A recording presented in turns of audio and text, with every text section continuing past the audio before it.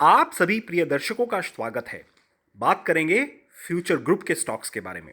देखिए, जैसा कल शाम को खबर आई थी, हमने आपको दो वीडियो लगातार बनाने पड़े थे क्योंकि खबर थोड़ी सी नेगेटिव लग रही थी और हमने कहा था एक नीजक रिएक्शन आएगा कल मार्केट में। ऐसा ही हुआ। आज यहां पर फर्दर समीक्षा करेंगे क्या पोजीशन है हमारी, क्या हमने अपनी पोजीशन को कम किया है, क्या ऐड किया है और क्वांटिटी, या ऐसे के ऐसे ही रखा है। तो सबसे पहले समझते हैं क्यों बुरी खबर मानी जाएगी वो। देखिए, यहां पर लेंडर्स एसेस करना चाह रहे हैं फ्यूचर ग्रुप के एसेट्स की क्वांटम कितना है, और ये एसेट करना इतना आसान नहीं होगा क्योंकि जो फ्यूचर रिटेल स्टोर्स हैं उसमें से 50% से ज्यादा अब रिलायंस ने टेक ओवर कर लिए हैं। आपको पता ही होगा, रिलायंस यहां पर सारे के सारे स्टोर लेके जा रहा था अपने पास में। लीज इन्होंने 1 साल पहले ही अपने नाम पर ट्रांसफर कर ली थी और उसको फ्यूचर ग्रुप को सबलीज किया हुआ था, जो कि एक अच्छी बात नहीं जाएगी क्योंकि माना जा रहा था, यहां पर सब लेंडर्स मान रहे थे कि सारे के सारे एसेट फ्यूचर ग्रुप के पास ही हैं। अब जो लेंडर्स को भी नहीं पता है, शेयर होल्डर को भी नहीं पता है, this will trigger some kind of action by SEBI for future group of stocks, जिसकी वजह से आज मार्केट ने वही दिखाया जो एक्सपेक्टेड था। और काफी लोग कह रहे थे लोअर सर्किट लगेगा, हमने कहा था लोअर सर्किट नहीं लगेगा, बट एक नीजक रिएक्शन होगा जो एक बाइंग अपॉर्चुनिटी होगी।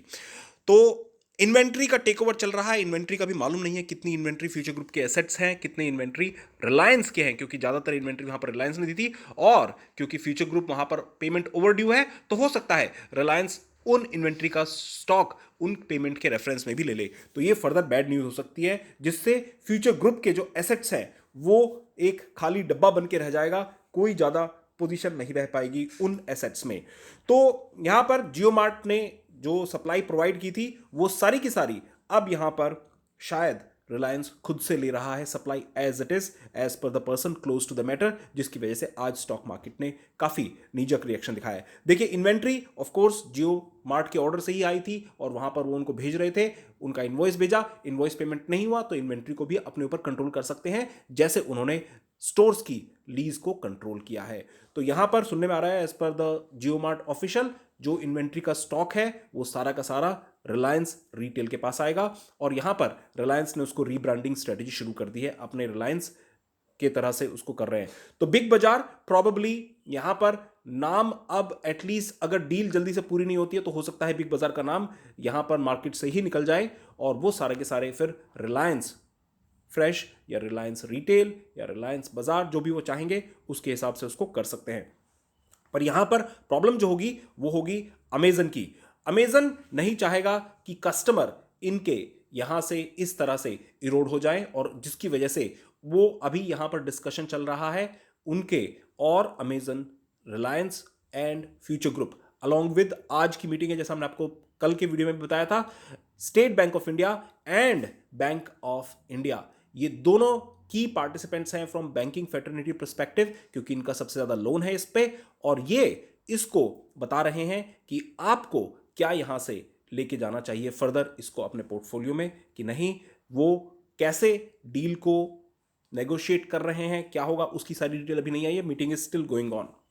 तो अमेजन यहां पर डेफिनेटली बैकफुट पर है, क्योंकि अब जो स्टोर थे जिसके ऊपर वो कह रहा था कि अमेजन को कुछ नहीं करना है, रिलायंस को नहीं ट्रांसफर करना है, रिलायंस ने ऑलरेडी अपनी सबलीज करके उसको ऑलरेडी ट्रांसफर कर चुका है। तो ये एक अच्छी पोजीशन नहीं बनेगी शेयर होल्डर्स के लिए भी, जैसे कल खुलासा आया ऑलमोस्ट 900 से ज्यादा स्टोर ट्रांसफर हो चुके हैं यहां पर बिग बाजार के, और आपके एफबीबी, साथ साथ में आपके सारे के सारे जो स्टोर है small, heritage, fresh and other, वो, इसके अलावा फ्यूचर लाइफस्टाइल फैशन भी यहां पर काफी नीचे पोजीशन बन रही है। तो देखिए, रिलायंस और फ्यूचर ग्रुप दोनों की डील अगर हो जाती है तो बहुत अच्छा रहेगा, अगर डील नहीं होती है तो यहां पर प्रॉब्लम यह होगी कि स्टॉक में इसको माना नहीं जाएगा कि इतनी जल्दी से ये ऊपर जाएगा। अभी यहां पर मार्च 15 की डेट है, जिसकी वजह से अगर तब तक ये डील का नेगोशिएशन कंप्लीट होता है तो अच्छी बात है, बट जैसा हमने कल बताया कल की न्यूज के अकॉर्डिंगली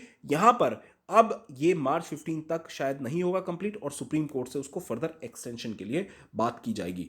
और यहां पर 15,000 जो 1500 करोड़ रुपया अमेजन मांग रहा है वो रिलायंस बिल्कुल भी देने के लिए तैयार नहीं है।